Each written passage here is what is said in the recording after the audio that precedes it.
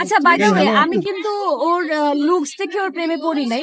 মানে 14 বছর আগে ও একটা জায়গায় খুব সুন্দর করে গান গাচ্ছিল, আমি কিন্তু নায়িকাদের মতো করে দৌড়াতে দৌড়াতে, আচ্ছা কোথা থেকে গানের আওয়াজটা আসছে, আমার মনে মনে তখন দোয়া, যে আল্লাহ যে গানটা গাচ্ছে সে যেন দেখতে দেখার মতো হয় অ্যাটলিস্ট।